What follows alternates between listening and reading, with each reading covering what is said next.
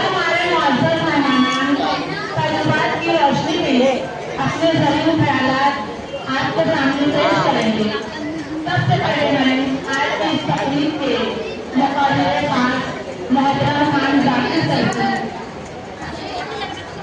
इल्तिमास करती हूँ कि वो आए और अपने तासुरात पेश करें। उन्होंने इस शेर से दावतें सुमन देते हुए फलक पर जब चमकता है हमारे अज़्म का सूरज, फलक पर जब चमकता है हमारे अज़्म का सूरज, अंधेरे खुद ब खुद तारीकियों में डूब जाती हैं। जाकिर साहब रिटायर्ड टीचर उनकी नजर शेयर करता हूँ। चलिए चलिए कि चलना ही गली में कामरानी है, चलिए चलिए कि चलना ही गली में कामरानी है। जो फट कर बैठ जाते हैं उन्हें मंजूर नहीं मिलती। हाँ जाकिर साहब आपसे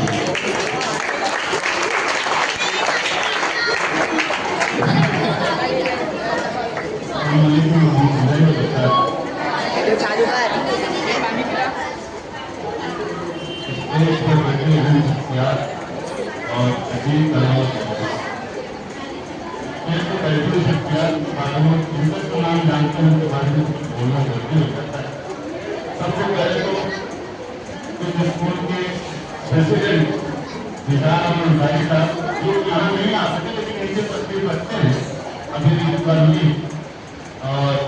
सेक्रेटरी साकिब अंसारी साहब,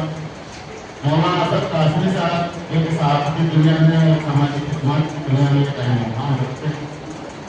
हमारे साथी रिटायर्ड और काउंसलर में पैरियर काउंसलर अब्दुल मजीद अंसारी साहब, हेडमास्टर मुर्तजा साहब और दीगर लेडी टीचर नाम नहीं जानता हूँ। तो यहाँ पर नाज़रीन के हिस्से से करने बहुत अच्छी मज़ामत कर रही है। मैं अपनी गुफ्तगू को तब्दील न करते हुए सिर्फ ज़रूरी ख्याल बनाता हूँ। जैसे कि मेरा तारुफ किया गया, अपने ज़रूरी ख्यालात की रोशनी में आपको कुछ बातें बताएंगे। मैं जानता हूँ आप में से कुछ ऐसे संस्थाओं ने जूनियर पीढ़ी से लेकर यहाँ पर 10वीं तक का सफर तय किया और कुछ पहले से होंगे, कुछ बीच में भी आए होंगे। आपके असातिज़ा ने आपको पॉलिश किया है, परवरिश किया है, नर्चरिंग की है और 10 साल का वक्त आपने आपके साथ उनका गुजरा। आपको तरह तरह की मिसालों से समझाया जाता है। शुरू में मैंने बच्चों के जरिए उस्ताद का मकाम क्या है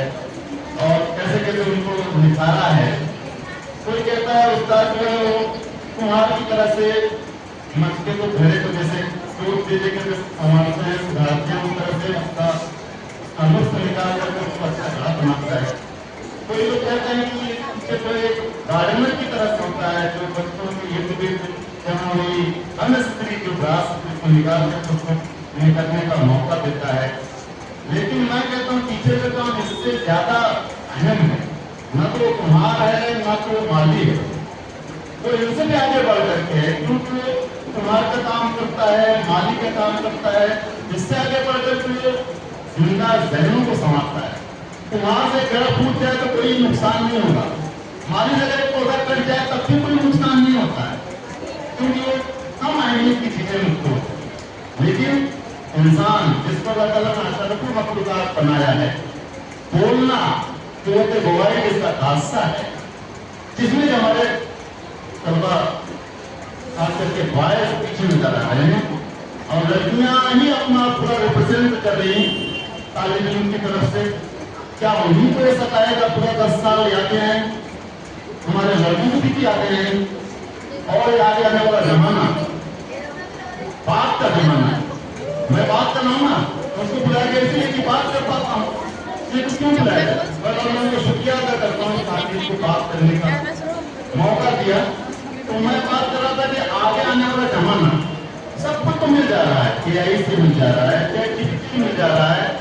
एक तो फिंगर टच की डेट है, आपके सामने सारे मसाइल का हल मौजूद,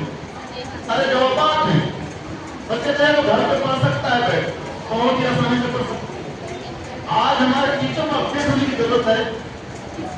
बच्चे सब कुछ सीख रहे हैं, सब कुछ जान रहे हैं, घर पे बैठ के पढ़ रहे हैं, लेकिन जो अनुभव आते हैं वो कैसे आप सीखेंगे? आपको एक साथ तो घूमने पे बैठना, या आपकी जो वक्त मिला है आज आपका कीमतों तो जरूर है जो कैसे जाया हो रहा है, मैं ऐसा भी कह सकता हूँ,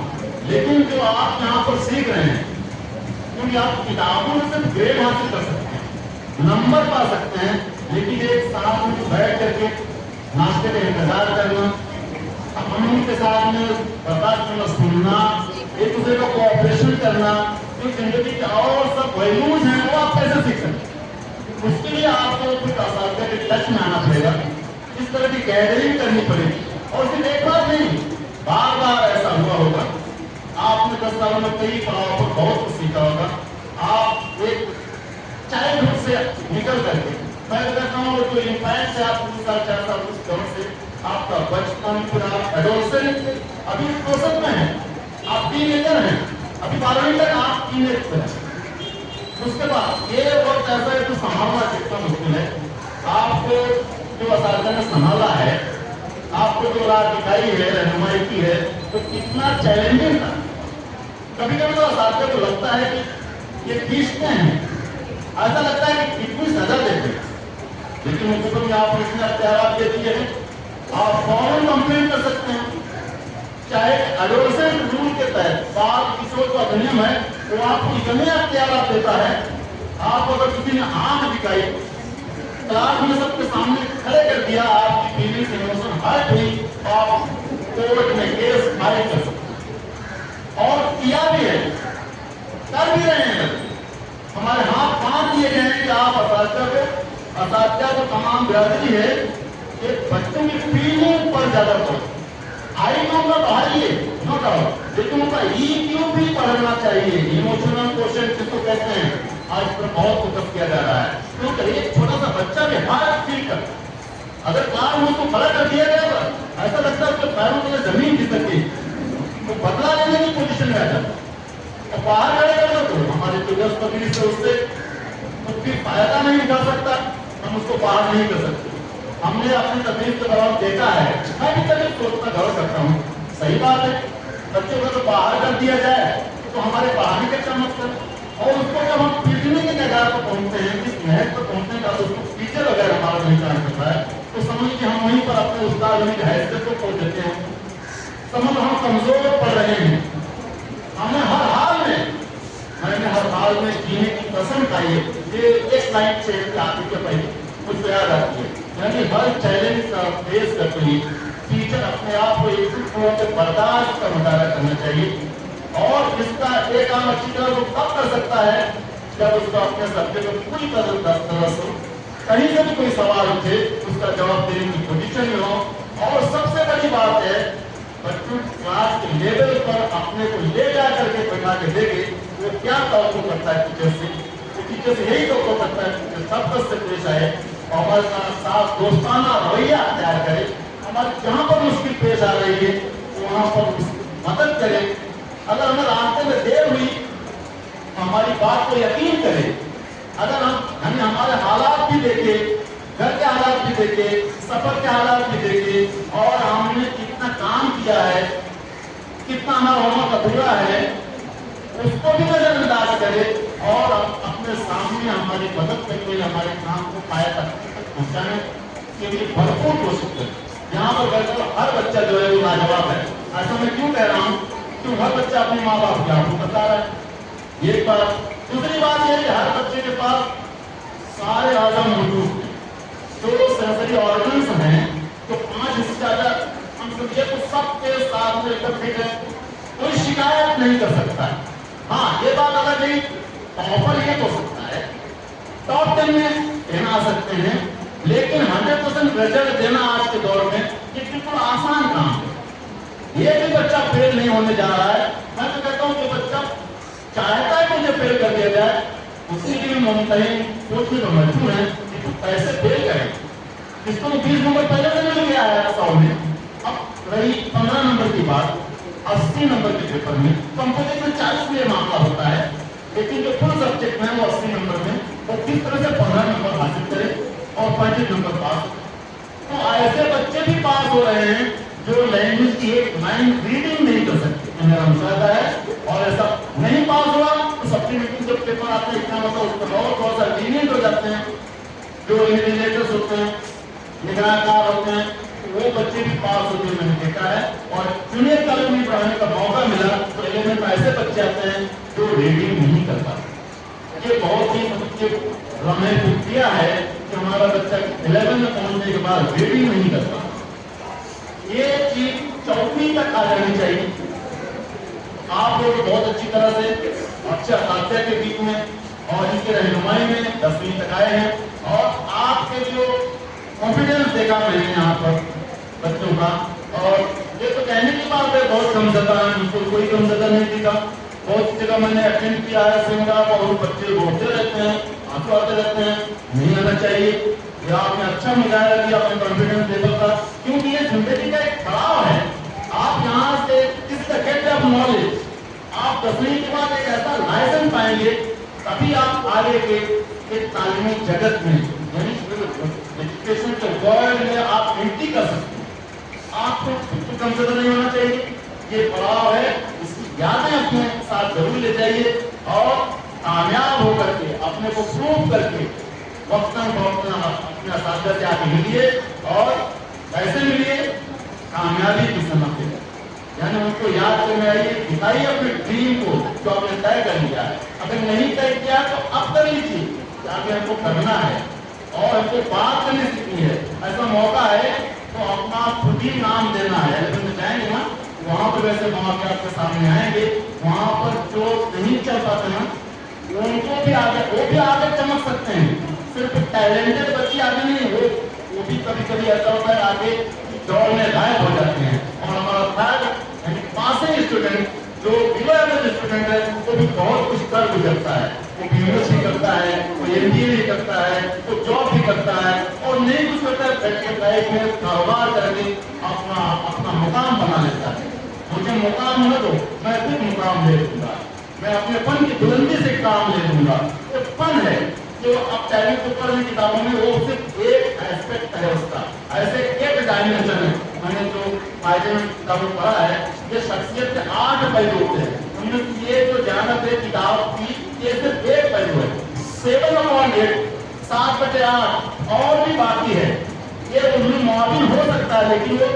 अपने आप नहीं आ सकती, आपको पढ़ करके अपनी जगह बनानी होगी। और मैं कहता हूँ बात करने की सलाहियत, क्योंकि उसके लिए AI, ChatGPT और इमोशंस की जगह नहीं ले सकती। आपको अपना कॉन्फिडेंस लेवल बढ़ाना होगा और सामने बढ़ करके अपना मुकाम बनाना होगा। बाकी तो और बहुत कुछ है, लेकिन ये वक्त ज्यादा न हो, हमारे और भी साथी और भी ज्यादा तजर्बेकार यहाँ पर लोग बैठे हैं, तो आपसे और कुछ बात करेंगे।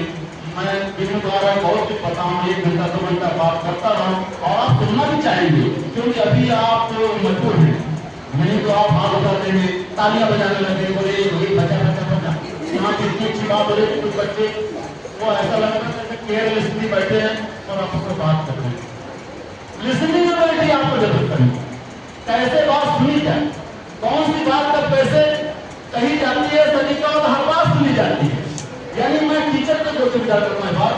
टीचर को ह्यूमरस होना चाहिए। अगर ह्यूमरस नहीं है लेसन जिसमें हंसी का कोई भी पहलू नहीं आता आपको 35 मिनट पे, तो आपका लेसन बोरिंग होगा, आप कितने में करेंगे। तो बच्चों को हंसी मजाक पसंद है, उनके सामने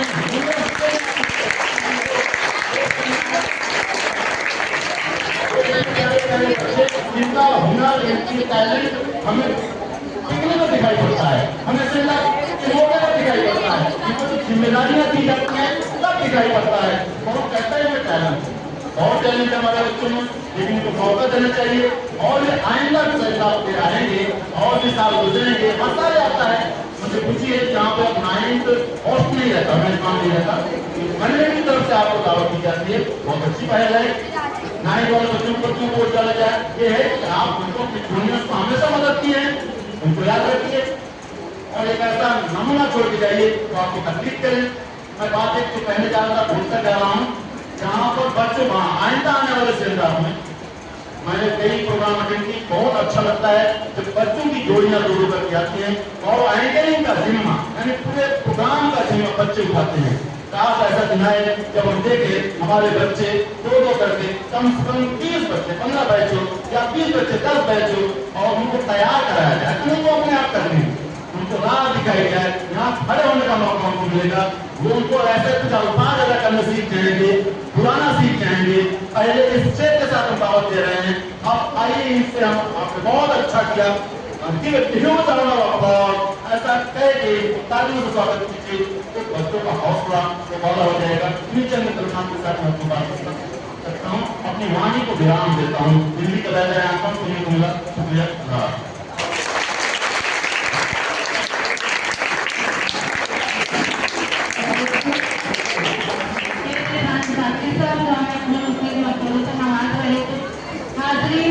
हमारी बात तुम्हें मौजूद है शख्सियत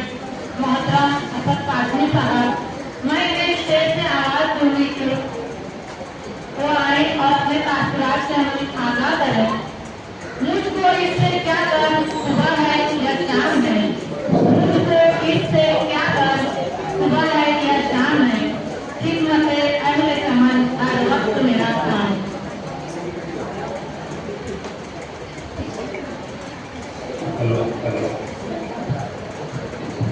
बिस्मिल्लाहिर्रहमानिर्रहीम।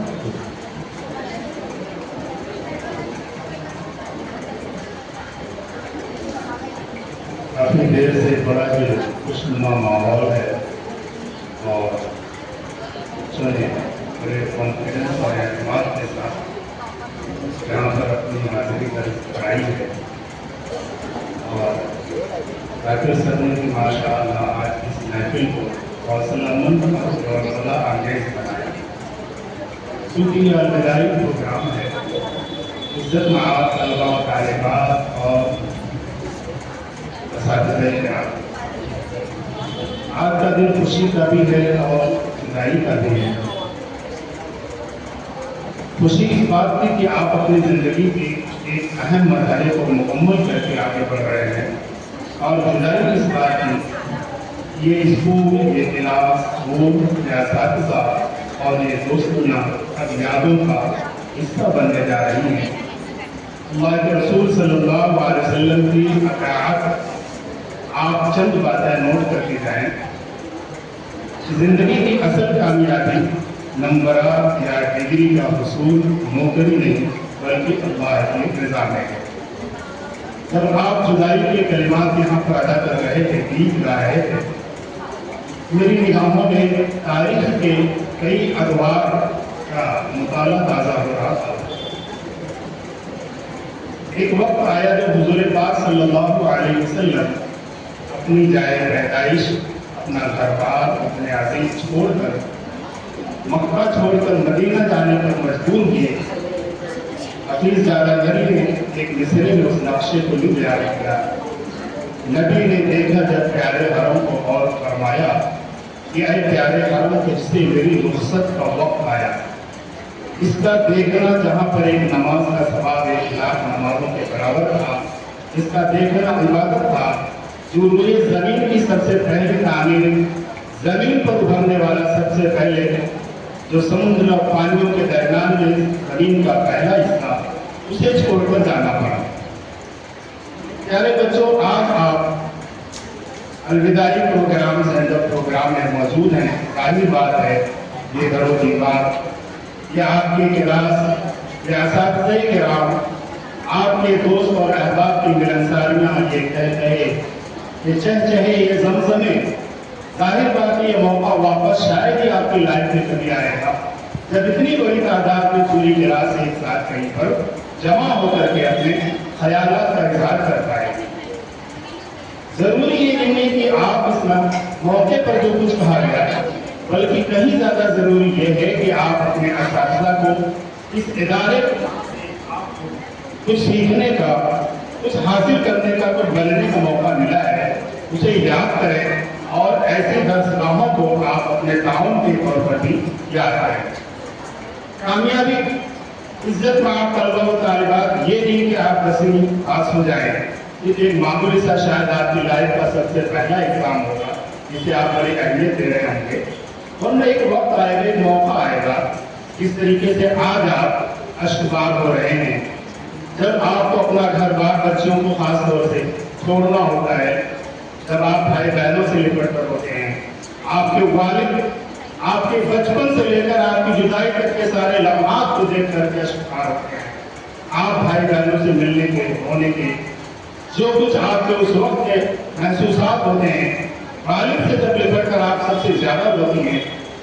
وہ ایک لمحہ بھی آئے گا، لیکن اور آگے جائیں گے آپ، ایک لمحہ اور آئے گا جب آپ اس دنیا سے رخصت ہو رہے ہوں گے اور دنیا کی یہ تمام تر آج کی باتیں اور جو کچھ یہ لمحات ہیں وہ ساری چیزیں آپ کی نظروں کے سامنے ہوں گی۔ آپ نے دیکھا ہوگا جب انسان کی روح فنا ہوتی ہے اس کی آنکھیں کھلی رہ جاتی ہیں، روح نکل جانے کے بعد کوئی دوسرا شخص ان کی پلکوں کو بند کرتا ہے اور اس کا منہ بھی کھلا رہ جاتا ہے۔ کیا کبھی آپ نے غور کیا کہ ایسا کیوں ہوتا ہے؟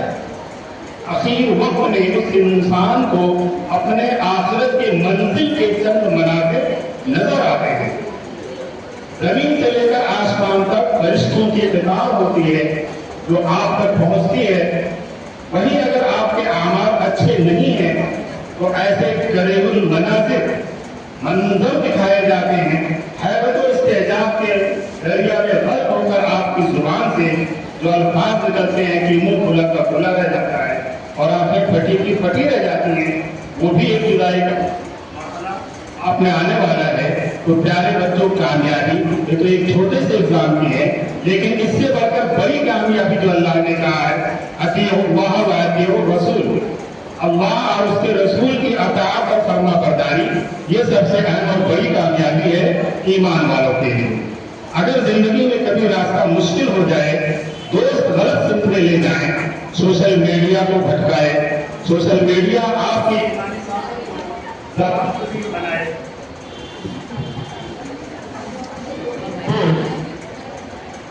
اللہ اور اس کے رسول کا بتایا ہوا راستہ چاہے بچوں کبھی آپ کو بھٹکنے نہیں دیتا، ہمیشہ راہ راست پر رہتے ہیں۔ اللہ کے نبی صلی اللہ علیہ وسلم نے ارشاد فرمایا کہ تم میں سب سے بہتر وہ ہے جس کا اخلاق سب سے اچھا ہو۔ ہم اپنے اخلاق کا موازنہ کر رہے ہیں،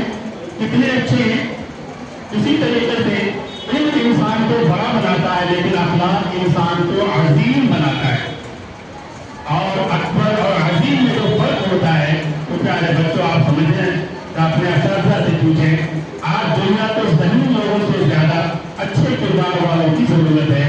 سچ بولنا، وعدہ پورا کرنا، کسی کو تکلیف نہ دینا، یہی اصل تعلیم ہے۔ یاد رکھو، اگر تمہارے نمبر کم ہو لیکن کردار بلند ہو تو کامیاب ہو، اگر نمبر زیادہ ہو لیکن اخلاق نہ ہو تو سب کچھ بے معنی ہے۔ والدین کو فرما برداری، اللہ تعالیٰ نے قرآن کریم میں فرمایا وَبِالْوَالِدَيْنِ إِحْسَانًا،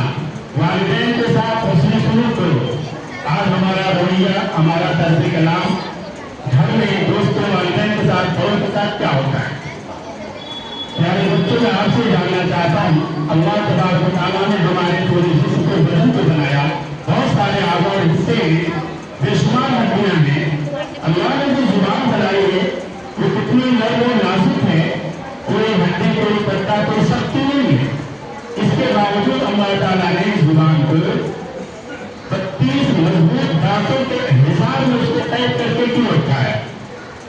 اور پھر ایک حدیث پاک صلی اللہ علیہ وسلم نے ارشاد فرمایا گیا کہ روزانہ صبح کے وقت بدن کے سارے حصے، سارے اعضاء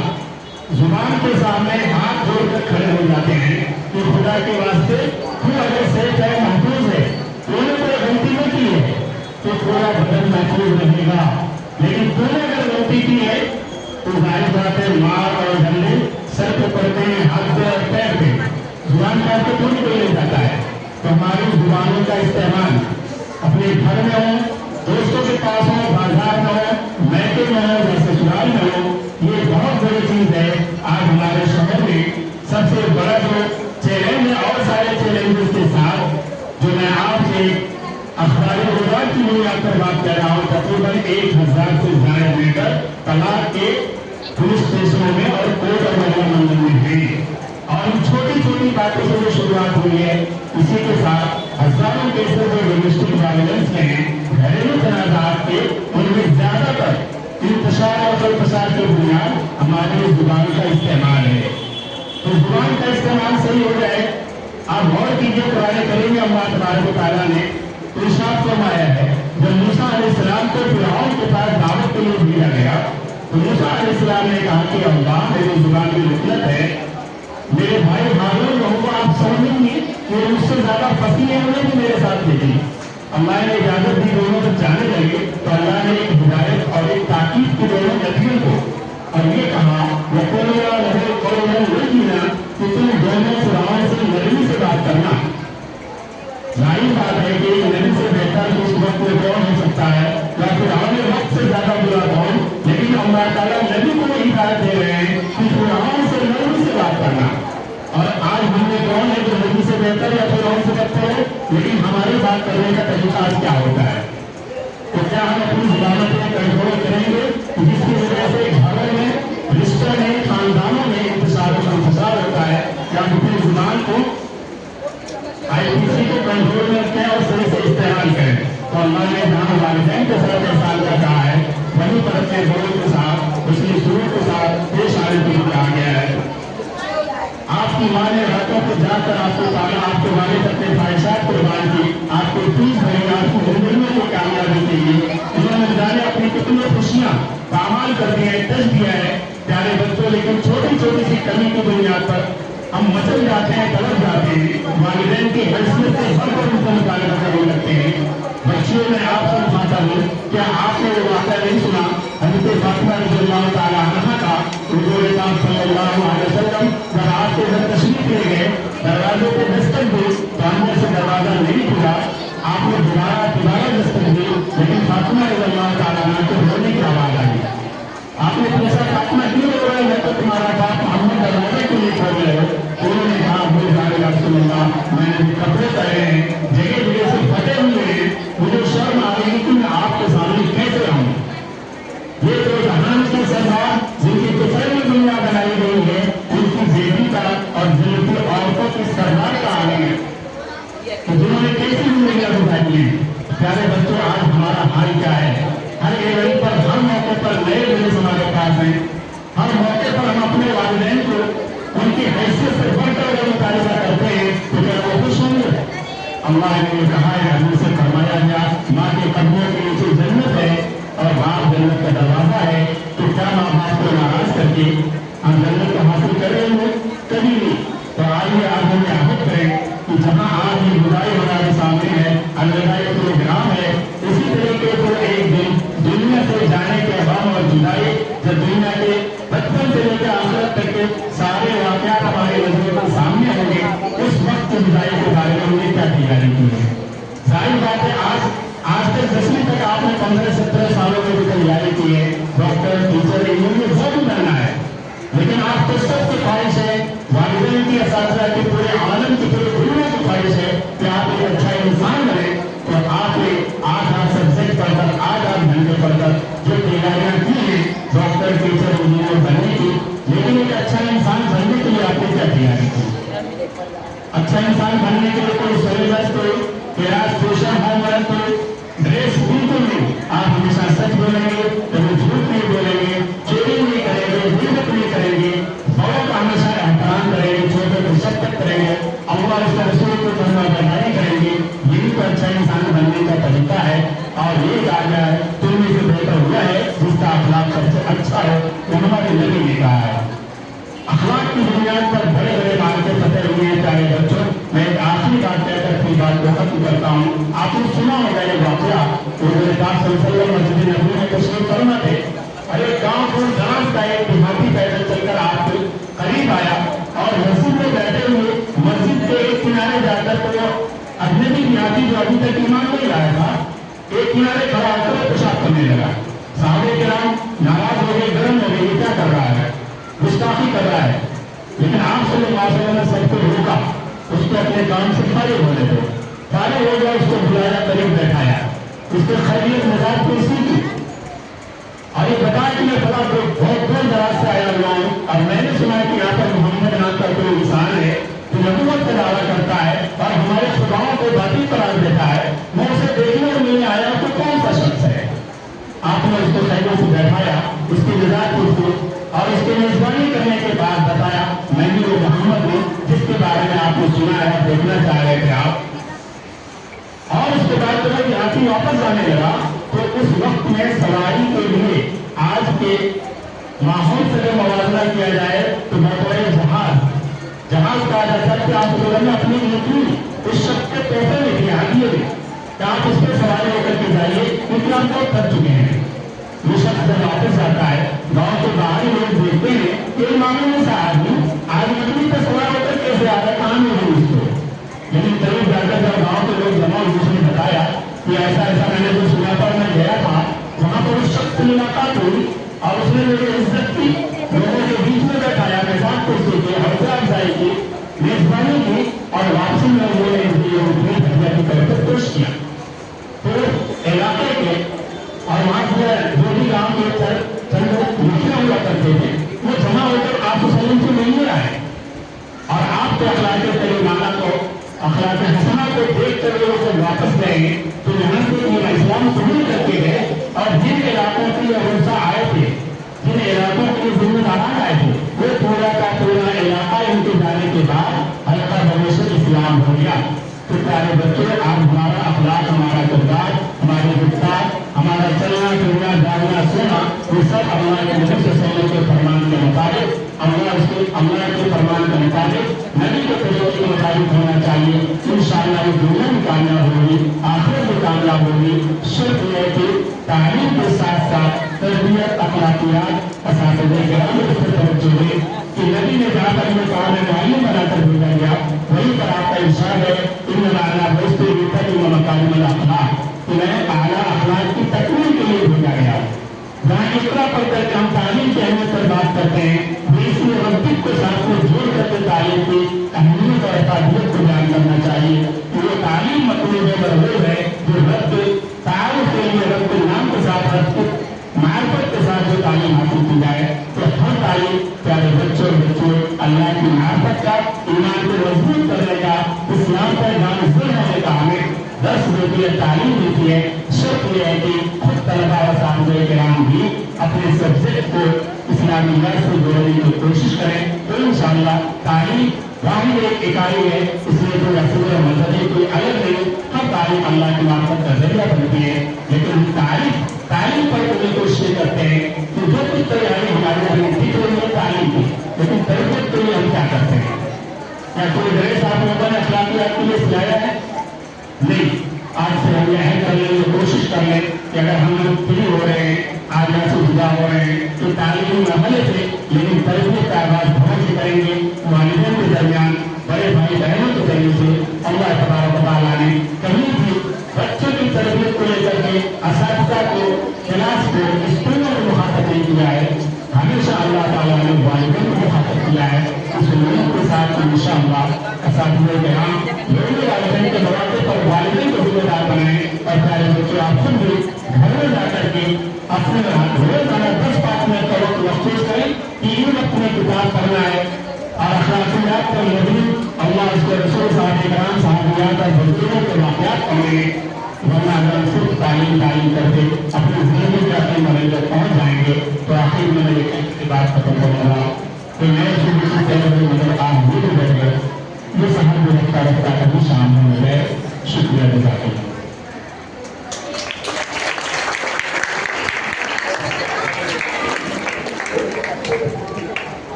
अमल से जिंदगी बनती है जन्नत की जहन्नम भी,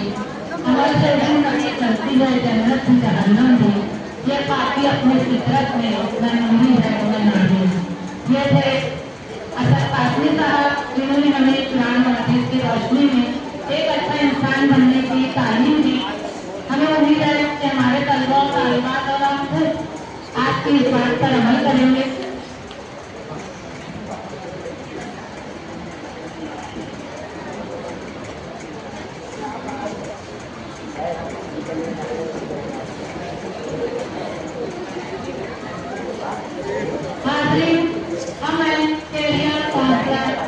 कौम के लिए मुस्लिम तलबा की रहनुमाई के लिए दूर दराज तक मुसाफत कर जाने वाले मोहतरम अंसारी मस्जिद सर को इस شیر سے کارتے سمن دوں کے نگاہ بلند سمن دل آواز جاگ اٹھو نگاہ بلند سمن دل آواز جاگ اٹھو یہی ہے رب کے سفر میرے کارواں کی گئی انسانی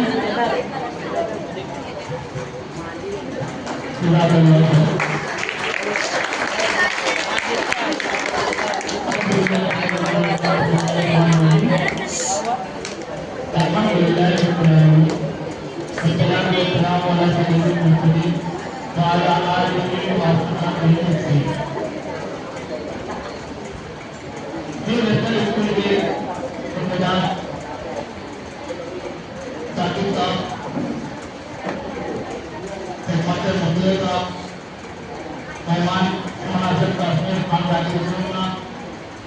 اساتذہ اور بچوں یہ محفل یہ پروگرام یہ جشن یہ تقریب بچوں کے لیے برپا کی گئی اور بچے چونکہ صبح سے آئے بہت تھک گئے کہ میرے چھوٹی سی درخواست ہے تمام بچے اطمینان سے اپنی جگہ پہ صرف 5 سیکنڈ کے لیے صرف 5 سیکنڈ آرام سے بولے ہوں آج بولے بلایا اور اس کے بعد بچے بھی نہیں رہے ہوں پھر بیٹھ جائے بس ابھی بہت اچھے بہت شکریہ اس سے تھوڑا آپ کا مائنڈ فریش ہوگا آپ کا تھوڑا متوجہ کر پاؤں گا اور میرے پاس کہنے کے لیے شاید کچھ بچا نہیں ہے کہ دونوں مجھ سے پیسوں افراد نے مقررین نے بڑی شاندار باتیں کر لی ہیں اور تھوڑا جو پوائنٹس ہیں وہ نکات سے ہلکی ہلکی روز میں جاتے ہیں لوگوں کو جلدی جانے پڑو آپ سب سے پہلی بات تعلیم آج ہم لوگ بہت تعلیم کی بات کر رہے ہیں تصویر کے بعد معاملہ ٹائم بھی ہو جا رہا ہے آگے ہمارے بچے نہیں پڑھ رہے ہیں آپ تصویر بہت معمولی چیزوں میں یہ سمجھ لیجیے آپ بیٹا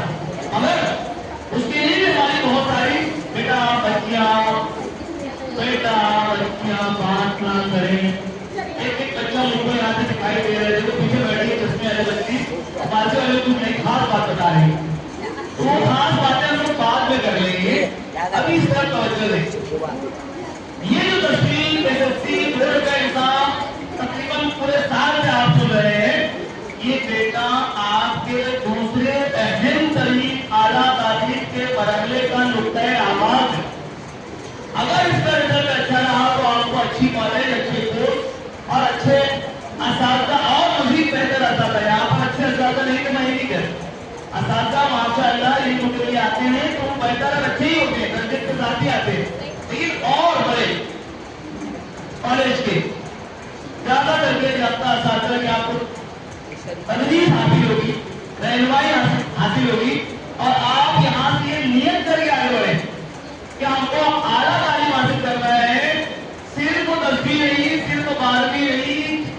بلکہ گریجویشن تو کم سے کم ہر بچوں کو کرنا ہے ہر بچے کو نیت کر دینا ہے کہ میں کم سے کم 15ویں پڑھوں گا کھاتا اگر بڑھ جائے گھر میں غربت ہو آمدنی کم ہو مہنگائی سر چڑھ کے بول رہی ہو یہ ساری باتیں ہمارے سامنے ہیں لیکن ہم اس کو کنٹرول کریں تو ہم تعلیم حاصل کر سکتے ہیں اس کے بعد بھی تعلیم حاصل کرنے میں اگر کوئی رکاوٹ آ رہی ہے تو میں آپ کو بتاتا چلوں کہ 12ویں کا امتحان آپ گھر بیٹھ کے بھی تیاری کر کے دے سکتے ہیں بغیر اسکول کی فیس بھرے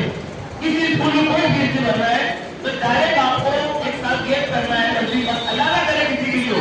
مگر میں کمزور سے کمزور بچے کی اور معاشی کمزوری کے ساتھ بات کر رہا ہوں کہ سب بچے کے لیے میری بھائی نے میں نے کہا کہ گریجویشن کرنا ہے کم سے کم 15ویں پڑھنا ہے کم سے کم لیکن وہ اسٹاپ نہیں ہے اس کے بعد تحقیق کرنا ہے مسلمانوں نے پوری دنیا میں جو اتنا بڑا مقام حاصل کیا اتنا نام حاصل کیا اتنے سارے سبجیکٹ اور مضامین میں جو مسلمانوں کا نام اور دبدبہ اور اولا دکھائی دیتا ہے ساری کتابیں بتاتی ہیں کہ مسلمانوں نے ہی اس سبجیکٹ کا آغاز کیا اور اس میں تحقیق کی لیکن ہمارے بچے 10ویں 12ویں تک سر جا رہے ہیں آپ کو نیت کرنا ہے کہ ہم آگے بھی جائیں گے ریسرچ بھی کریں گے پھر لیکن میرا آ رہا ہے کہ آپ 10ویں 12ویں حالات میں کریں کتنے بھی حالات خراب ہو کمزور ہو گھر کے حالات اگر کام بھی کرنا پڑے تو کریے کام کر کے بھی پڑھائی کر سکتے ہیں مگر نیت ہو دل ہو اس کے لیے نیت ہونا دل ہونا خواہش ہونا بہت ضروری ہے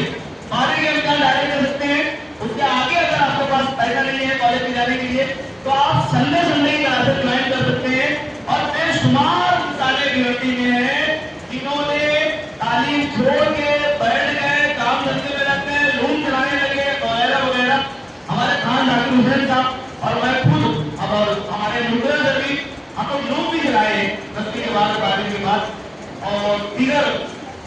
چھوٹے موٹے مزدوری کے کام بھی کیے ہیں. لیکن الحمدللہ الحمدللہ جہاں پہنچے ہم کو پوری امید ہے کہ آپ ہم سے بہت آگے پہنچو گے. اگر آپ سوچ لو سمجھ لو پیسہ کرو محنت کرتے ہیں تو بات کر رہے ہیں. گریجویشن کی شہر میں کئی کالجز ایسے ہیں جو آپ کو سنڈے کی کالج کھل کے سنڈے کی حاضری سنڈے کو بھی حاضری نہیں دینی کرے گا.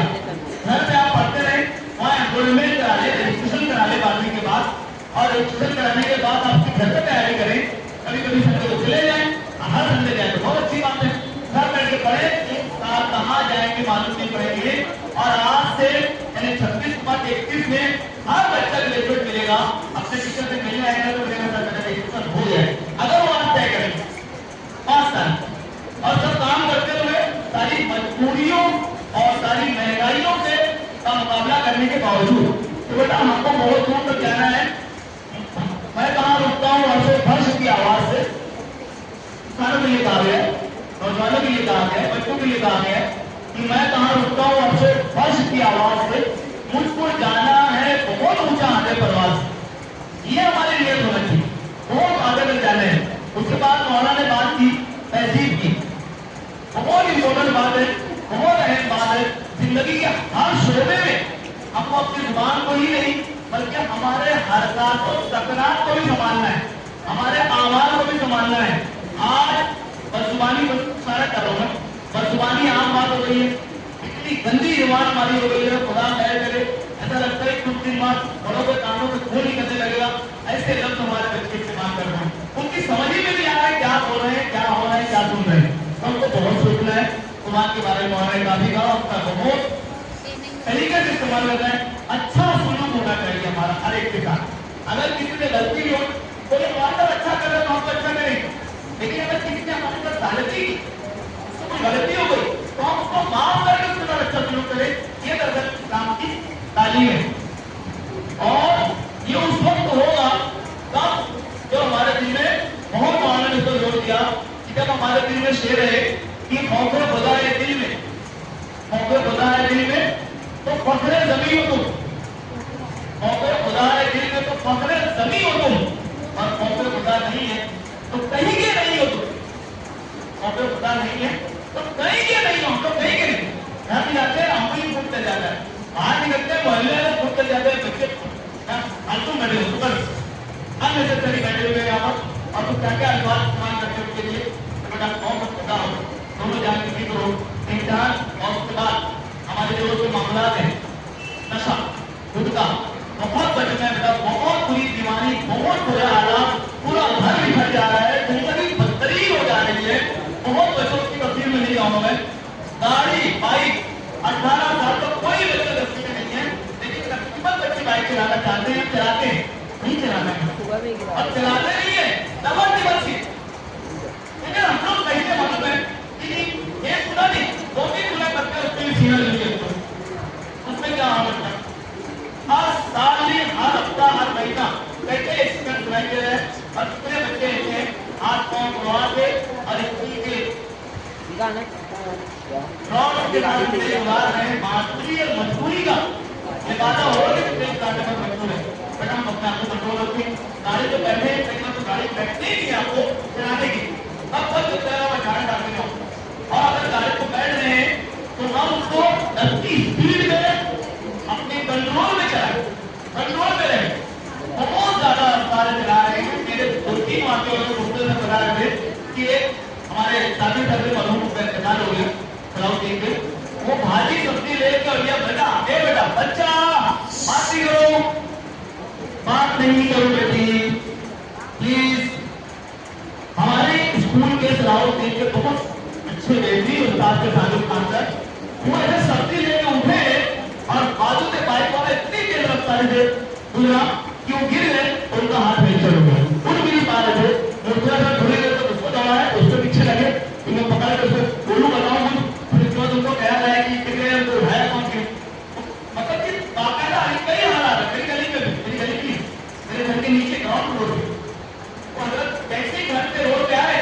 कौन बंदा मानने नहीं कौन मान धक्का मार के चला गया हाथ उठा के 40,000 रुपये बरस लगा ये करते क्या हम लोग ये गाड़ी चला रहे हैं किसी को मार दे किसी का इस तरह हाथ पैर तोड़ दे रहे इसका बदला नहीं मिलेगा इसका बदला जब आपको मिलेगा तो हमारी जिंदगी अच्छी है लेकिन महीने का बरसता लग रहा है खुद भी मार रहे हैं खुद भी मारने में मजबूर हो रहे हैं दूसरों को तकलीफ पहुंचा रहे हैं ये चलाने से और उसके बाद बहुत बड़ा मसला शहर के लिए नजर आ रहा है गाड़ी खड़ी करने में बड़े मसला है कहीं भी करते वो कौन से गाना आया था मैं चाहे ये करूँ चाहे मैं चाहे वो करूँ मेरी मर्जी कैसे मर्जी बेटा दुनिया में आपको मर्जी कितनी पैदा हुई हमको कवानीन को फॉलो करना है हमको उसूल शरीयत दवाबित को फॉलो करना है उसको मानना है तभी हमारी जिंदगी बच जाएगी तो बगैर मेहरबानी गाड़ी अगर खड़ी कर रहे हैं अपने वाइफ के साथ में भाई के साथ में खुद है तो बहुत एहतियात से बहुत किनारे खड़े गए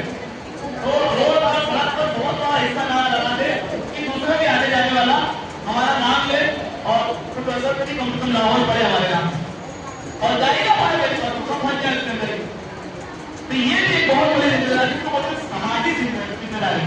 तो सामाजिक जिम्मेदारी भी बहुत अहम है इसको भी हमको लेकर चलना है हमको भी राहत मिलेगी सबको राहत मिलेगी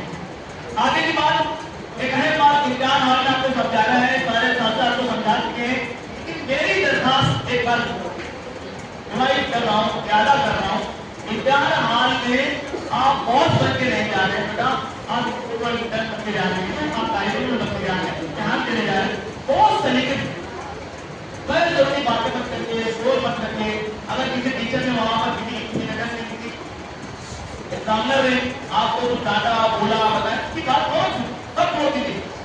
आपका दोस्त कोई दोस्ती डाले एग्जाम हॉल में ये लिख लीजिए एग्जाम हॉल में कोई दोस्ती डाले अगर पेट नहीं है पेंसिल नहीं है भूल गए लगा बंदा मतलब तो भूलना नहीं चाहिए एग्जाम हॉल की तैयारी रात में जाकर के सोना है एग्जाम हॉल की तैयारी सुबह नहीं करना है जो कपड़ा पहनना है वो भी निकल जाए जो जूता पहनना है वो भी साफ हो जाए दरवाजे में रखा है और सारी ट्रेन मिलती है सबसे इम्पोर्टेंट हॉल टिकट कंपार्ट डॉक्यूमेंट है दो जरूरत घर में रखी है घर वालों को बता दी जाएगी मेरी जरूरत क्या रखी है खुदा ना खासा कोई हादसा वाक्य मिलना है तो मैं फोन करूँ तो फौरन पहुंचाइए ऐसा भी चलता है अगर किसी का खुदा ना खासा खुदा ना करे खुदा ना करे आपका एग्जाम हॉल का टिकट आई कार्ड छूट जाएगा घर पे तो आप और रोइए मत वहाँ जाके रिश्तेदार को बताइए वो फोन करेंगे आपके हिमाचल को अब बेचारे हिमाचल फिर उसका रास्ता निकालेंगे यहाँ से फोटो भेजेंगे या जो भी करेंगे ऐसा तो करिए मत लेकिन वो जाएगा तो बिल्कुल खराब और परेशान नहीं होना है भागना दौड़ना नहीं है और लड़कियाँ रोना धोना नहीं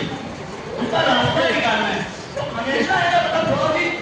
ऐसा फिर सब ऐसे हम और करें अपने हालात और उसका रास्ता निकालें एग्जाम हॉल में बहुत तरीके से जाए वक्त से बहुत पहले जाए कम से कम 10 रिपोर्टिंग टाइम में जाए 10:30 बजे 10:30 बजे रिपोर्टिंग टाइम है तकरीबन बच्चे 10:15 तक वहां पहुंच जाए एक दिन पहले घर से डिस्टेंस मालूम कर ले सवारी और सफर का और वहां तक पहुंचने का रास्ता मालूम कर ले तरीका मालूम कर ले और वो पूरा टाइम कैलकुलेट कर ले और उसके हिसाब से वहां पहुंच जाए क्या एग्जाम में मालूम ना पड़ेगी ट्रैफिक जाम होगा एग्जाम में लिए ट्रैफिक बहुत जाम होता है हमारे रोड पे पूरा जाम होता है हमारे रोड पे साउथ इंडिया कहीं तो 1000 बच्चों का तकरीबन सेंटर लग जाता है ये न्यू स्तर है आगेरा है अब्देलिया है ये सारी स्कूलों में हजारों बच्चे इस तरफ आते हैं शहर के अंदर और इस तरफ बच्चे जाते हैं दूसरी तरफ तो ये आने जाने का जो सिलसिला है हर 3 स्कूल के औकात में बहुत जाम ट्रैफिक होती है लेकिन एग्जाम के टाइम ये डबल जाम रहेगी तो आप इसको भी समझ के चले बहुत तरीके से वक्त से पहले हर हाल में पहुंचना है पूरे यकीन के साथ आप बातें लिखें कि इंशाअल्लाह मैं एग्जाम में कामयाब हो जाऊंगा यकीन पहली चीज है मेहनत तो आपने की है बहुत इम्तिहान के बाद की बात मैं बहुत जरूरी समझता हूँ करना कि इम्तिहान आपने दे दिया बहुत तरीके से सब्र से सुकून से इकराम से एहतराम से तवज्जो से फोकस से अपना पेपर आपने कंप्लीट किया इसी पेपर में कोई सवाल छोड़िए बता अगर आपको सवाल का जवाब किसी सूरत से नहीं आ रहा उसको लिखिए वो सवाल से मुताबिक जो भी बात आपको याद आ जाए लिख दीजिए मगर सवाल छोड़िए मत खुदा के लिए اگر بیچ میں اے بی الف بے یہ کوئی سوال نہیں آ رہا تو اس کو چھوڑ دیں، لیکن آخری کے 10-15 منٹ میں اس کو بھی آپ کو کرنا ہے، کوئی سوال چھوڑ کے نہیں آنا ہے، رفتار اچھی رکھنا ہے، شروع سے بات چیت میں ٹائم ضائع نہیں کرنا ہے، پہلے سوال میں بہت ٹائم جاتا ہے، یہ بہت دھیان رکھنا ہے کہ پہلے سوال میں بہت زیادہ وقت ضائع نہ ہو، اسپیڈ برقرار رکھیں، یہ امتحان کی بات ہوگی، انشاءاللہ کامیابی آپ کے قدم چومے گی،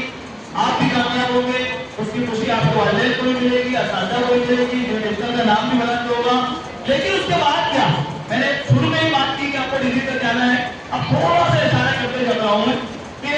آپ کو امتحان 18-19 مارچ کو ختم ہو رہا ہے، ایسے ہی کچھ ہے نا، 18 مارچ ایگزام آپ کو ختم ہو رہا ہے، اس سے پہلے سال سے ایک بنا دیجیے، عید کے بعد 10 دن کی بنا لیجیے، جہاں جہاں کھانے کا وہاں جا کے کھائیے، جہاں رجسٹر اس میں کرنا ہے سب کو ملیں گے، لیکن اس کے بعد یہ مت بھولیے کہ یو آر اسٹوڈنٹ، آپ اسٹوڈنٹ ہیں، آپ طالب علم ہیں، انسان زندگی بہت سیکھتے رہتے ہیں، آپ اس کے بعد جو اپریل مئی جون جولائی یہ جو 4-5 مہینے آپ کے آنے والے ہیں، اس میں آپ کو 2 کام کرنا ہے، رزلٹ لینا ہے اور ایڈمیشن لینا ہے، ایڈمیشن کے بارے میں سوچ کے رکھیے، طے کر کے رکھیے، پلان اس کو بنا کے رکھیے، مشورہ کریے دوستوں سے، اساتذہ سے، ہم جیسے لوگ کا نمبر لے لیجیے، کوئی دشواری ہو تو، لیکن ہم لوگ سے مشورہ آپ رزلٹ آنے کے بعد کریں، اس سے پہلے اگر کسی کو مشورہ کرنا ہے تو آپ اپنے دوستوں سے ضرور کرنے کی ضرورت ہے، یہ بات گھومنے کا نہیں، بلکہ 10ویں کے بعد کیا پڑھنا ہے، کیسے پڑھنا ہے، اس تعلیم سے ضرور مشورہ کریے، چرچا کریے، آپ کو گفتگو کریے، اور وہ 4 مہینے جو آپ کو ملنے والے ہیں، پھر بتا رہا ہوں میں، اپریل مئی جون جولائی میں آپ کو بلکہ اگست میں کالج شروع ہوتی ہے، آپ اپنی انگلش بہتر کریں، انگلش وہی 10ویں کتاب، آپ اپنا میتھس اچھا کریں، آپ اپنا سائنس اچھا کریں، آپ اپنے جغرافیہ اور ہسٹری کی کم سے کم معلومات میں اضافہ کریے، وہی کتابیں پڑھیے، کیونکہ ہمارے بچوں کو یہی معلوم ان سے پوچھا جائے کہ بیٹا تمہارے ضلع کا نام کیا ہے، تو ہمارے بچے یقین جانے 10ویں کے بچے بتاتے ہیں گوئنڈی، ضلع کا نام گوئنڈی ہے، ریاست کا نام کیا ہے تو تھانہ ہے، راجدھانی کیا ہے تو ہی مجھے جواب دیتے ہیں، تو یہ بہت بنیادی چیزیں ہیں، یہ ہم کو ضرور معلوم ہونا چاہیے، تو آپ کو تاریخ، جغرافیہ، شہریت اور سارے مضامین 10ویں کے بعد بھی پڑھنا ہے، اس کو سمجھنا ہے، سیکھنا ہے، پریکٹس کرنا ہے، مشق کرنا ہے، انگلش، میتھ اور دیگر سبجیکٹ کی بات کی میں نے، مراٹھی ضرور لے رہے ہیں، مراٹھی بہت ضروری ہے، بتانا مہاراشٹر رہتے ہیں، ہر قدم پہ آپ کو، ہر آفس میں، ہر واقعے میں آپ کو مراٹھی کی ضرورت پڑے گی، مراٹھی ہم کو بہتر کرنا ہے،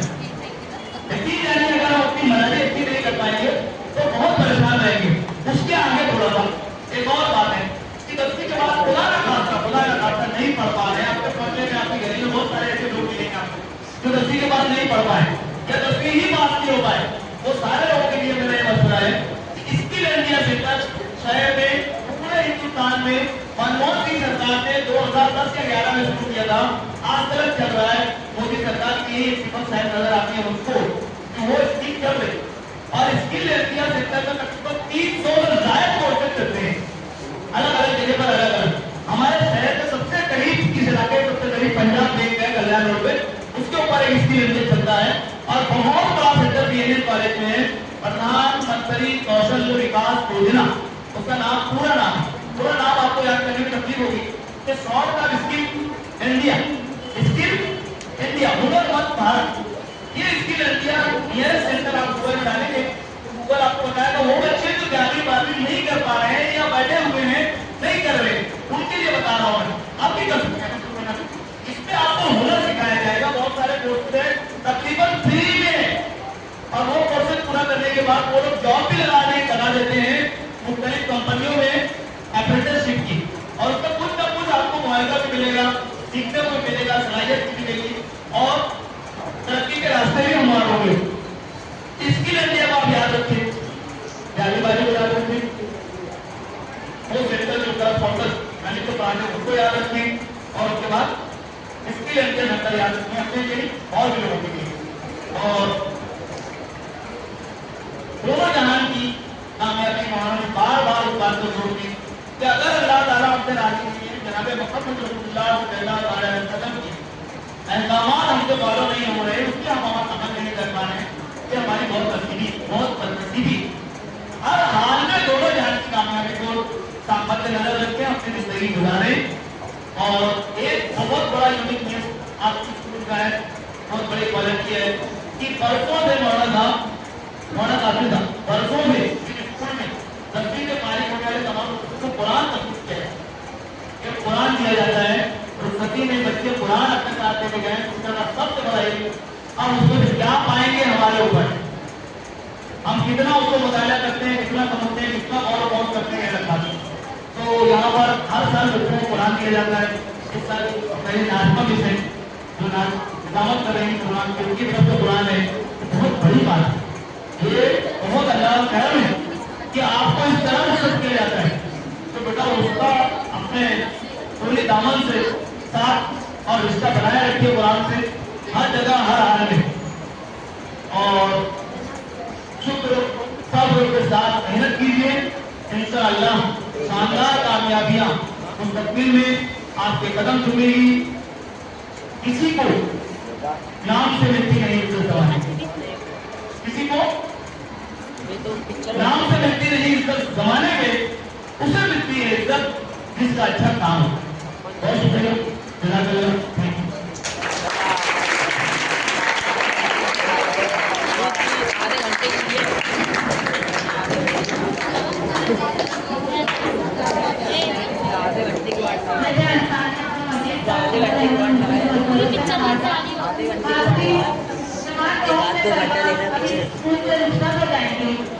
इसलिए वो जाते जाते स्कूल को तोहफा देना चाहते हैं। वो हमारी स्कूल के मास्टर साहब की खिदमत में तोहफे के लिए एक लिफाफा पेश करना चाहते हैं। मैं कहूँ जमात के तलबा और तालिबात से गुजारिश करती हूँ तो यहाँ आए और एक मास्टर को लिफाफा पेश करें। तमाम बच्चे ना आएंगे, 5 बच्चे कर कर आए, एक ही जैसे बताएंगे ना उस तरीके से।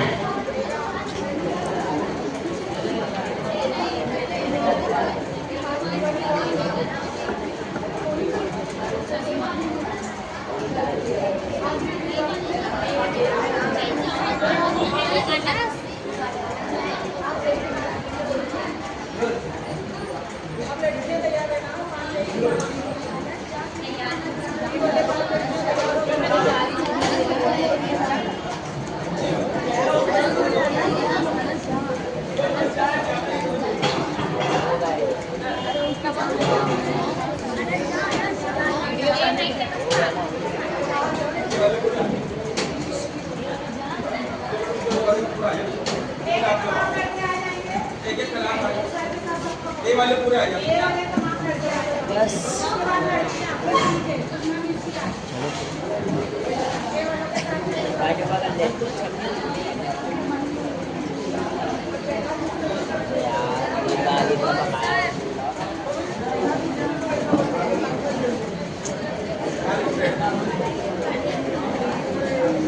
चलेगा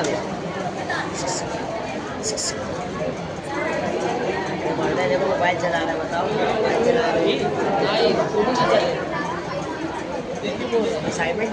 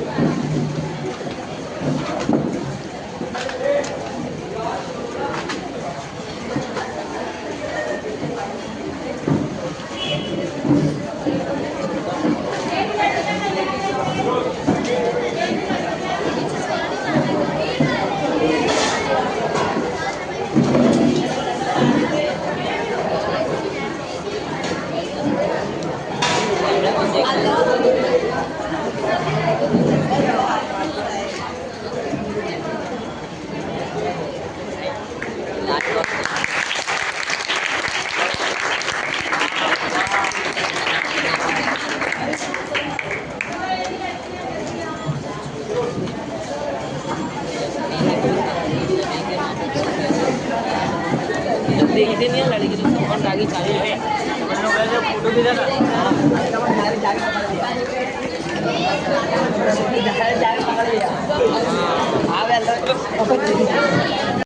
तरतीब से जमीर अंसारी सर, साकिब भाई, शामिल आप लोग के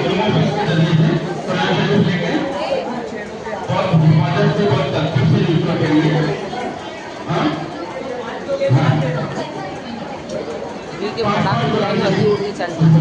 गिरा देना मोबाइल, पागल है। तस्वीर कला से पाठ करता है, चलो तस्वीर कला से पाठ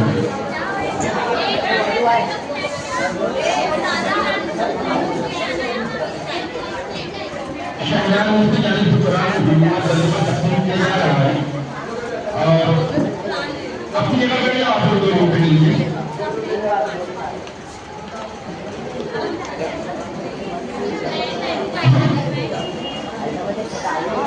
एक नंबर आ जाएगा, सीधा घर आने का क्या? ये कहाँ?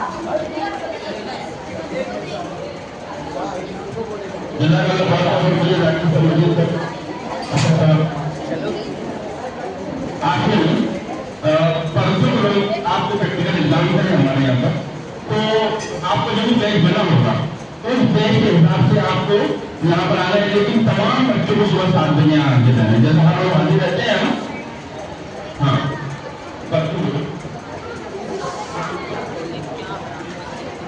सुबह से आप लोगों को यहाँ पर रहना है। बिल्कुल आप लोगों का प्रैक्टिकल एग्जाम होगा, सुबह के 10 आपसे प्रैक्टिकल एग्जाम देंगे। अल्हम्दुलिल्लाह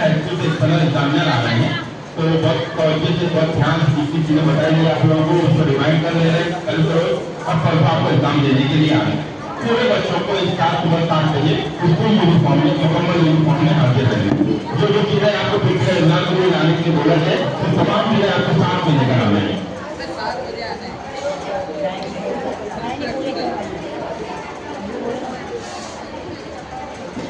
बाकी जो बच्चे जो 94 करोड़ बच्चे हैं, अभी फिलहाल 5 बच्चों को यहाँ पर कुरान तकसीम किया जाएगा। बाकी जितने बच्चे बच्चे हैं उनको 3 करोड़ कुरान शरीफ दिया जाएगा। जितने बाकी बच्चे कर रहे हैं तो तमाम बच्चों को 3 करोड़ कुरान शरीफ दिया जाएगा। ठीक है,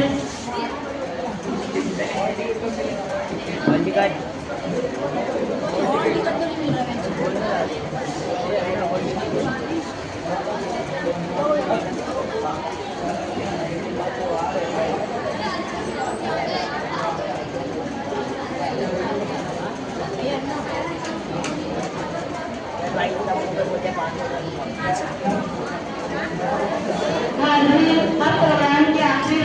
रस्म की पूजा के लिए मैं हमारी हाई स्कूल की रुहानिया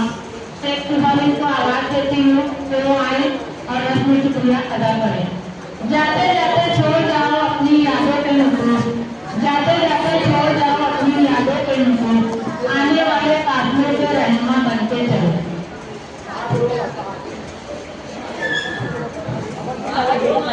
आज की तकरीब के मौजूद मेहमान अजीज तलबा व तालिबात, हमारी साथिया तालिबा, अस्सलाम वालेकुम। हमारे अजीज मेहमान, आज आप लोगों ने इस प्रोग्राम में शिरकत करके हमें शुक्रगुजारी का मौका दिया। बेशक आपके कीमती मसले हम हमारे बच्चों के लिए और हमारे के लिए मसले आ सकते हैं। मैं अपने लिए अमीर गहराइयों से आप सबका शुक्र अदा करती हूँ कि आपने अपना कीमती वक्त निकाला और अपने कीमती मसलों से हमें और हमारे बच्चों को ना। मैं फिर से आपका शुक्रिया अदा करती हूँ और ये दरख्वास्त करती हूँ कि आप हमारे बच्चों को और हमारे असातिज़ा को और हमारे स्कूल को अपनी कीमती दुआओं में याद रखें कि वो दिन दुगनी 4 चौगुनी करें और हमेशा अपनी दुआओं में याद रखें। मेरे शेर के साथ मैं आप सबका शुक्रिया अदा करती हूँ। कहता है साथ दिल का हर तार शुक्रिया, कहता है साथ दिल का हर तार शुक्रिया, सौ दफा पर आपका शुक्रिया। क्या साहब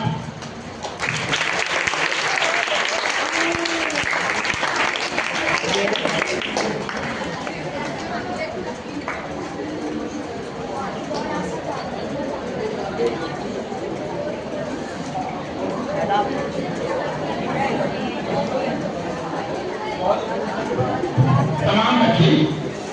10वीं ए और 10वीं बी के लड़के बहुत तकलीफ से मौजूदा की निगरानी में निकल रहे हैं। चाहे आप अपनी घर पर लड़कों को पहले निकलना है।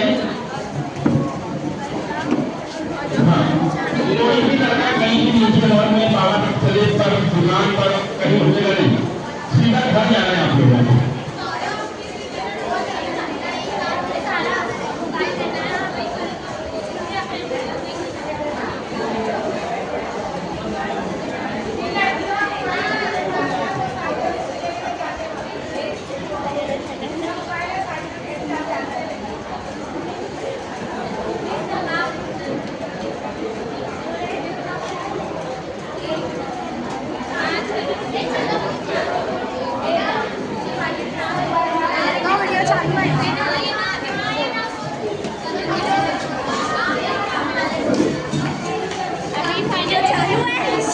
चले चले अच्छा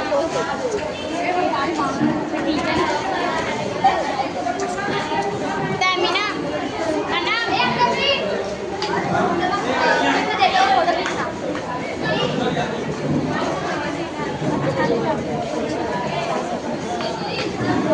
चलना चलना मैं लफ्ज़ लफ्ज़ ढूंढ के सच्ची समझता हूँ वो सुनने के बाद हाजिरी में नजराना पेश करने के बाद आपके सामने हम का नजराना और भारत की बारगाह में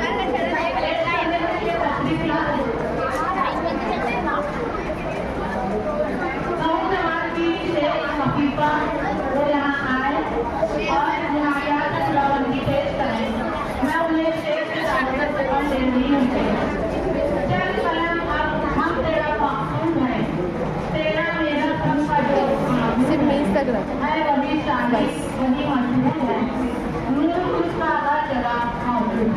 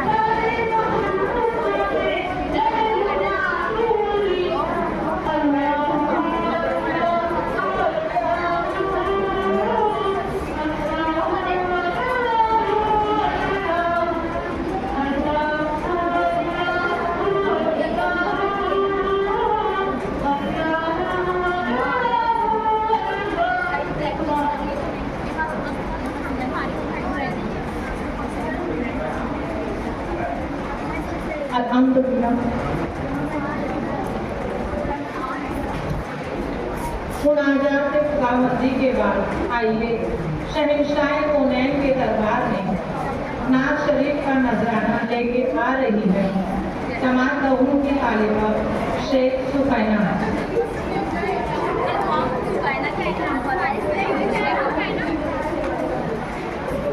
हाइट छोटी पड़ेगी।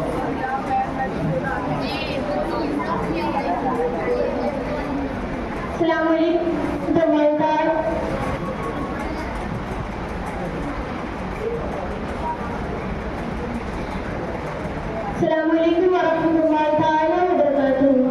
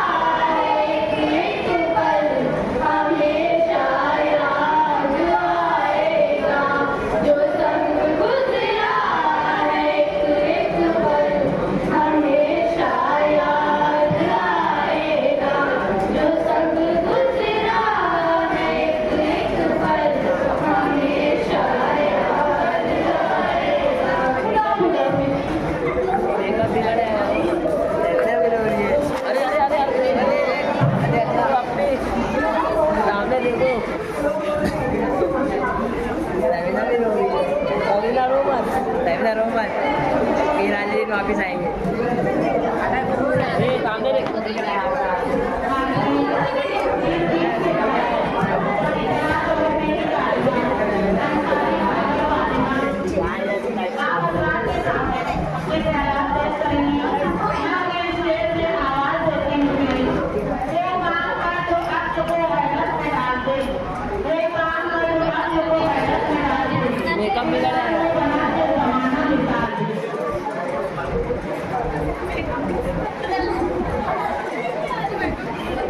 पक्का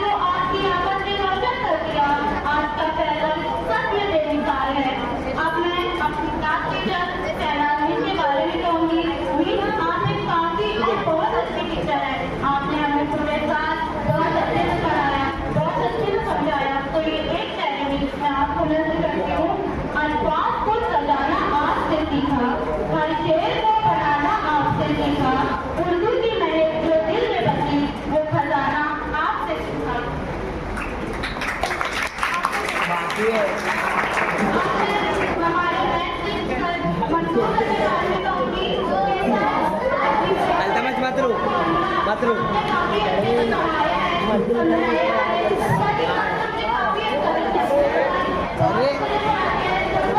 मेरी सारी इच्छा है आपके लिए बोर्ड पे जब दिखाते हैं ग्रेजुएशन, लगता है जैसे कोई ग्रेजुएशन और टीचर को आप जैसा जो हर प्रोजेक्ट को बना दे सेलिब्रेशन।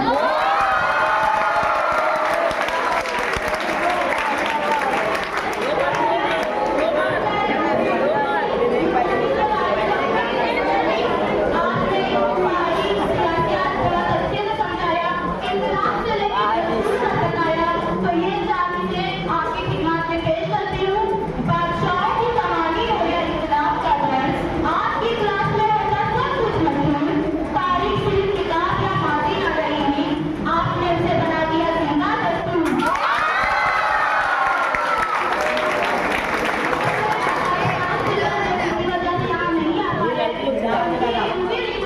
हमारे सारे टीचर शागिर्द रहे, उन्होंने काफी मजा किया क्लास में, हर फॉर्मूला हर सबक सब कुछ हमें पढ़ाया है। तो ये चाहिए हर फॉर्मूला अब याद रहेगा, आपका हर सबक अब याद रहेगा। सारे टीचर नहीं, आप एक रहनुमा थे, आपका हर अंदाज हमेशा याद रहेगा। हम इसके बारे में कहूँगी, इंग्लिश का लेसन ग्रामर सब बहुत अच्छे से पता है। तो आपके लिए है ग्रामर से ज्यादा कॉन्फिडेंस दिया आपने, जिंदगी का लेसन इंग्लिश में लिख दिया आपने, हर लफ्ज एक नया हौसला कर दिया आपने, हमें इंग्लिश की पहचान समझा दिया।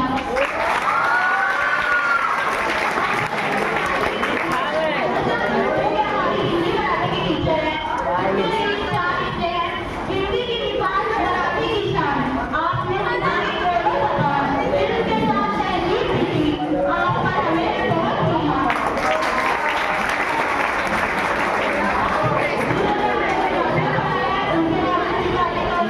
जो कि हमारे एक सर भी हैं, सर आपने नक्शा बताया, दिल बताई, तरजीह बताई, काफी कुछ सीखा है आपसे। शहरी के शहर और आपके लिए जमीन के नक्शों से दुनिया दिखाई आपने, हर सिर्फ की पहचान कराई आपने, उस्ताद हो तो आप जैसा दिल के साथ अदब भी सिखाया आपने। बात हिंदी से पढ़ी हूँ तो मेरे काफी पुराने टीचर है, जैसे सारदा मिस, आतिफा मिस, सबिया मिस और भी कई टीचर है। तो ये उनके लिए चाहिए। आज 10वीं आखिरी मोड़ पर खड़े हैं हम, यादों में आपकी क्लास बताए हम, जो दुनिया आपने कभी रखी थी उस पर अपना सपना सजाए हैं हम। 10वीं के लिए जो भी हमारी क्लासमेट्स हैं और जो मेरी फ्रेंड है, मिसबा, अफीफा, हेरा, जीनत, सिकरा और भी जो मेरे बाकी फ्रेंड है, उनके लिए चाहिए। और 10वीं के लिए राहें बदल जाएंगी, सफर जुदा होगा, कल कौन कहाँ होगा किसे ये पता होगा, फिर भी दुआ है दिल से हर दोस्त के लिए, जहाँ भी रहो कोई खुशियों का सिलसिला होगा। अस्सलाम वालेकुम।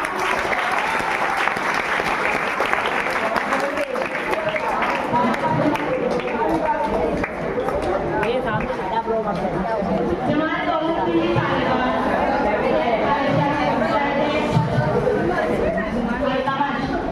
दबाश मत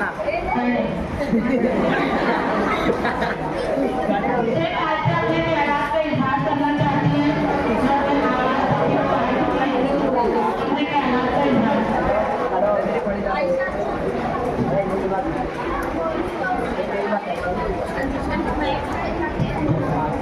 दिल के रोने का एक अंदाज भी खामोशी है,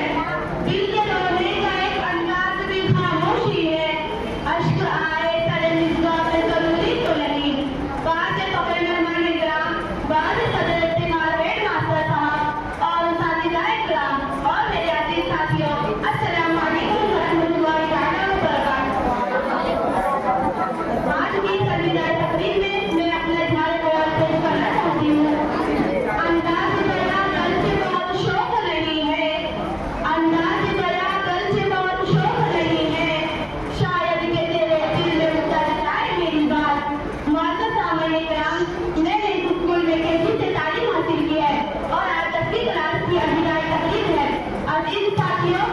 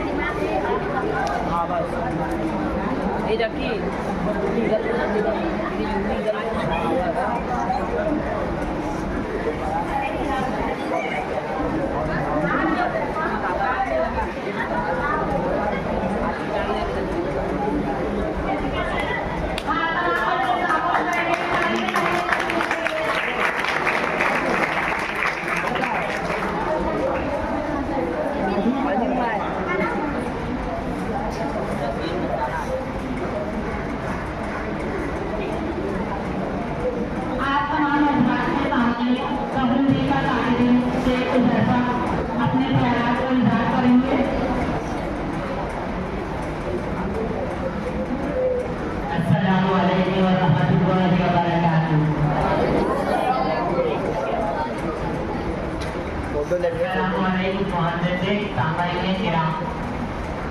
मैं मुखातिब होता हूँ हमारे अनपीले अतीत दोस्त से जिन्होंने कई इंतहा जज्बे और कदर से अपनी जिम्मेदारियों को संभाला। वो काबिल तारीफ है, इसका हम शुक्रिया अदा करते हैं। आपके काम की बहुत तारीफ की गई है, इस बात से आप बखूबी वाकिफ हैं और हम आपके लिए जिंदगी के इस दौर में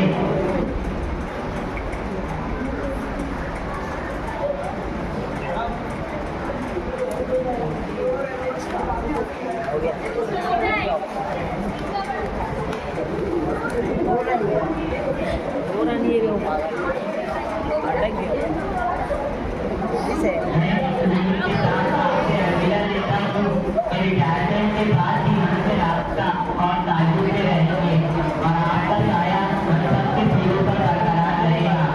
इंशाअल्लाह।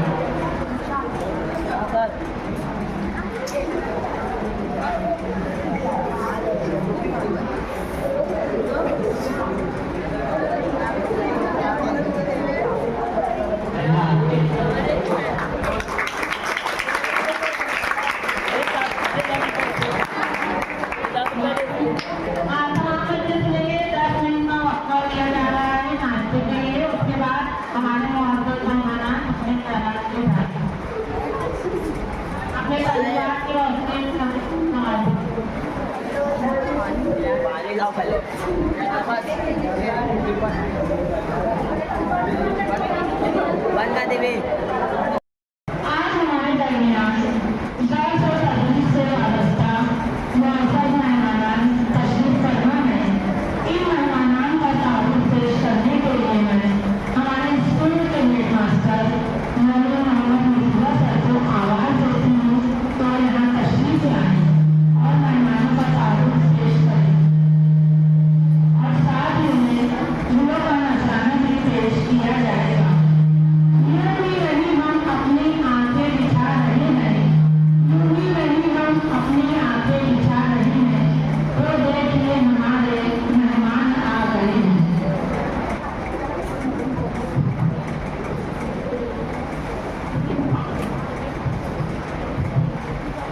अस्सलाम वालेकुम। मैं इंतहाई अदब के साथ हमारे आए हुए आज के तीनों मेहमान का बेहद शुक्रगुजार हूँ कि उन्होंने अपना कीमती वक्त हमारे स्कूल के दौही जमात तरगौर तालबात से निकाला और यहाँ तशरीफ फरमा हुए। मैं आवाज़ देता हूँ स्कूल के रोनवा अंतर साथी वक्त निकाल अहमद साहब को कि वो हमारे आज के मुकर्रर खास जनाब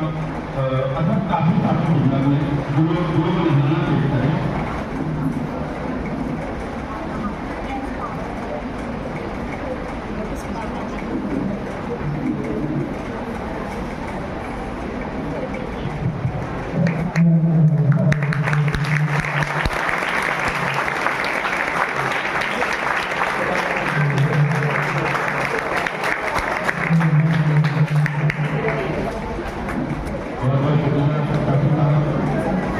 मैं आज हमारे मम्मी आज खान जाती को के लिए काफी वक्त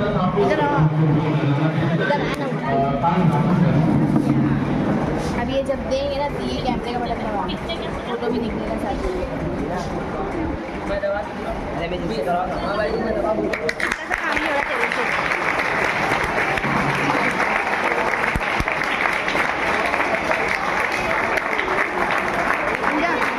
आएंगे तो मुझे बतावा ना, वीडियो मत पॉज करना। ना भाई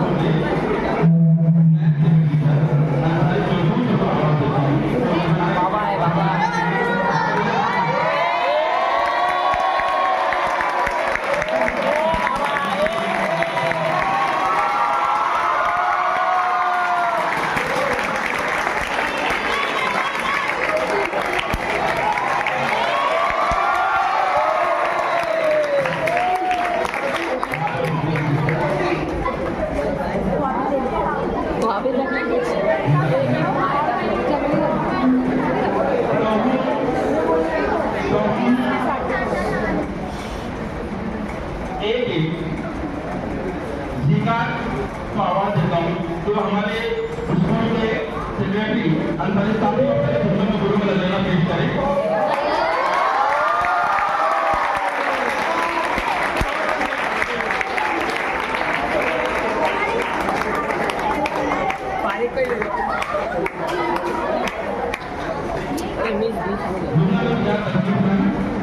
मंजुला बेटा चलिए मेहमान बैठे ना मतलब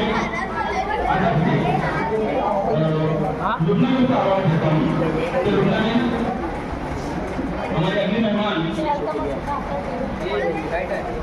अंसारी तबस्सुम तू बा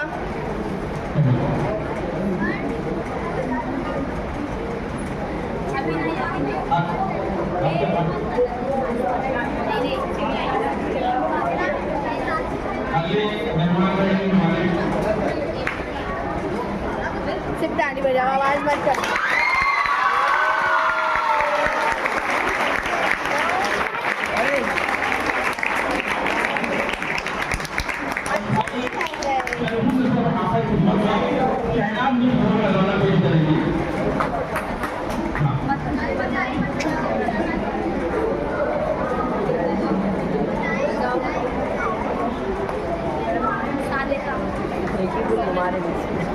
थोड़ा सा